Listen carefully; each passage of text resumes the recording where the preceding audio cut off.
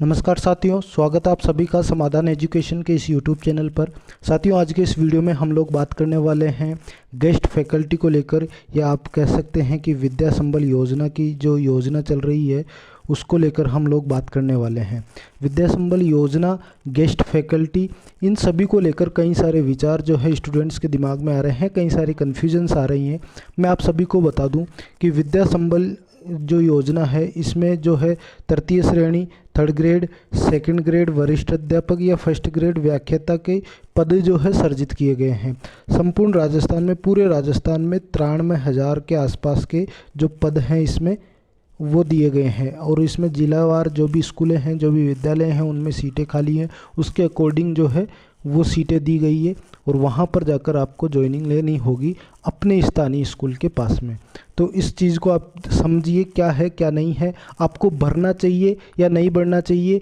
Last तारीख 4 तारीख है, तो आपको इसके लिए अप्लाई करें ना करें, या कर ली है तो अब क्या करना है, या नहीं की है तो क्या करना है, ये इन सभी को लेकर हम बात करने वाले हैं। तो आप सभी को मैं बता दूं, विद्या संबल योजना सबसे पहले तो क्यों आवश्यक है या सबसे पहले क्यों लाई गई है, तो सरकार की ओर से मैं बताना चाहता हूं कि सरकार जो है विद्या संबल योजना को इसलिए लेकर आई है ताकि जो स्कूलें हैं जिनमें टीचर अवेलेबल नहीं हो पाए हैं, उनके अंदर जो है अपने नज़दीकी स्कूल के नज़दीकी किसी भी टीचर को बुलाया जा सके, गेस्ट फैकल्टी को बुलाया जा सके, जिसने 12th प्लस 2 साल का डिप्लोमा या फिर ग्रेजुएशन प्लस 2 साल का डिप्लोमा या फिर पोस्ट ग्रेजुएशन प्लस 2 साल का डिप्लोमा, ये 3 डिग्रियां अगर किसी के पास है तो वो इस गेस्ट फैकल्टी में वो कर सकता है। बाकी 12th प्लस 2 साल का डिप्लोमा मैंने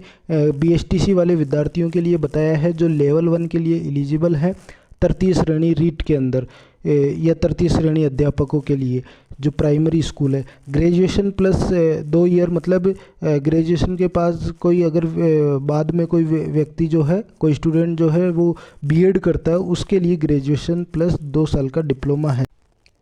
उसके बाद अगर बात की जाए PG, post graduation, MA, MCOM या MTech, जो भी MSc जो भी करते हैं स्टूडेंट, उसके बाद में 2 साल का फिर B.Ed वाला डिप्लोमा होता है, या उससे पहले भी कर ले, या पोस्ट ग्रेजुएशन भी अनिवार्य है, वो है वरिष्ठ व्याख्याता के लिए, या आप कह सकते हैं फर्स्ट ग्रेड या प्रथम श्रेणी के शिक्षकों के लिए। तो इस चीज़ को आप ध्यान में रखें। वहीं तृतीय श्रेणी शिक्षकों के लिए जो अभी जुलाई में एग्ज़ाम लगी थी, पात्रता परीक्षा, या उससे पहले भी अगर लगी थी, तो वो पात्रता परीक्षा को क्लियर करना अनिवार्य है, उसका सर्टिफिकेट भी लगेगा। नहीं तो रिजल्ट की जो आपकी जो हार्ड कॉपी है वो आप लगा सकते हैं, जो ऑनलाइन इंटरनेट वाली है। तो ये चीज़ें उसमें जो है अनिवार्यता रूप से ली गई है। बाकी उनमें जो है स्थानीय लोगों को महत्व दिया जाएगा, जिससे कि क्या होगा कि फ़ोन करके उनको ज़रूरत के समय बुलाया जा सके। तो इस चीज़ को आप ध्यान रखें। अगर आपसे दूर कोई स्कूल है तो इस चीज़ का ध्यान रखिए, आपसे पहले पास वाले को महत्व दिया जाएगा। अगर आप सबसे नज़दीक है किसी स्कूल में तो हो सकता है आपको पहले महत्व दिया जाए। तो इस चीज़ को आप ध्यान में रखें। बाकी आपकी 2 पासपोर्ट साइज़ फ़ोटोज़, मूल निवास, जाति प्रमाण पत्र, मूल निवास इसलिए क्योंकि आपके एड्रेस को वेरीफाई किया जाएगा। जाति प्रमाण पत्र आपका लगेगा, मूल निवास आपका लगेगा, आपकी 10वीं 12वीं की मार्कशीट लगेगी, डिप्लोमा की डिप्लोमा लगेगा, डिग्री लगेगी। इसके अलावा ग्रेजुएशन या पोस्ट ग्रेजुएशन अगर कोई व्याख्याता के लिए या वरिष्ठ अध्यापक के लिए करना चाहता है उसके लिए लगेंगे। तो इस चीज़ को आप ध्यान में रखें। बाकी सबसे इम्पोर्टेंट चीज़ें जो हैं वो हैं, एक तो आपके मूल निवास बहुत ज़्यादा इम्पोर्टेंट होगा क्योंकि स्थानीय को महत्व दिया जाएगा, और फ़ोन नंबर ज़रूर वो लेंगे। और इसके अतिरिक्त आपको 19 नवंबर से बताया जा रहा है कि जो है ज़रूरतमंद शिक्षकों को बुलाया जा सकता है। तो 19 नवंबर से पहले 4 नवंबर तक तो जो है ये आपके वो लेंगे, बाकी अपनी वो जो भी कार्य प्रक्रिया होगी वो करेंगे। 19 नवंबर से आपको बुलाना स्टार्ट कर देंगे। अभी ये हो गई योजना की बात। इसके अतिरिक्त अगर हम बात करें, अभी कई सारे स्टूडेंट्स के मन में ये है कि भरना चाहिए या नहीं भरना चाहिए, किसको ये भरना चाहिए।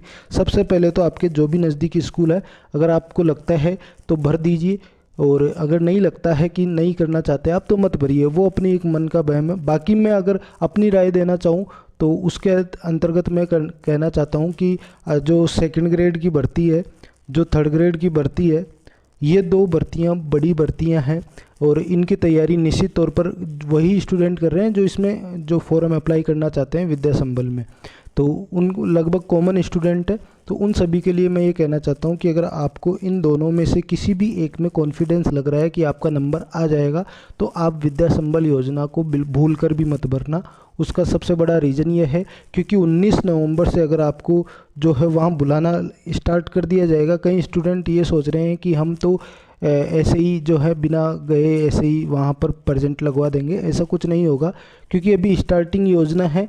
तो आपको लगभग एग्ज़ाम से पहले डिस्टर्बेंस ज़रूर होगा अगर आप वहाँ पर सिलेक्शन लेते हैं या वहाँ पर आपका हो जाता है विद्या संबल योजना में, तो ज़रूर आपको कन्फ्यूजन में हो जाएगा क्योंकि जो ये दो वैकेंसियाँ हैं वो है स्थायी, वो है एक गवर्नमेंट टीचर की, और जो वो विद्या संबल योजना है वो गेस्ट फैकल्टी है। आपसे फॉर्म भरवाया जा सकता है कि आपको कभी भी हटाया जा सकता है, तो आप इसका विरोध नहीं करने चाहिए। अब हटाया कैसे जा सकता है इस चीज़ को समझिए। मान लीजिए आप जिस स्कूल में लगे हैं वहाँ पर एक सीट खाली थी और आपको गेस्ट फैकल्टी के तौर पर वहाँ पर लगा दिया गया। जैसे ही मान लीजिए आपने प्राइमरी में भरा है या आपने लेवल 1 या लेवल 2 में से किसी एक में भरा है, लेवल 1 मान लीजिए, तो जैसे ही रीट के विद्यार्थी पास होंगे उनका उस स्कूल में एक सीट पर आप लगे थे, उनका अगर चयन हो जाता है, उस स्कूल में चले जाते हैं वो, तो हो सकता है उस गेस्ट फैकल्टी को हटा दिया जाए और उसको लगा दिया जाए क्योंकि वो एक परमानेंट टीचर है, वो आया है तो आपसे पहले उसको महत्व दिया जाएगा। तो ये एक चीज़ इम्पोर्टेंट है। इसके अतिरिक्त अगर आप इसमें लगते हो तो आपकी तैयारी में कहीं ना कहीं कमजोरी आएगी, और तैयारी में कमजोरी आने का मतलब है फिर आप 3rd ग्रेड या 2nd ग्रेड से हाथ धो बैठोगे।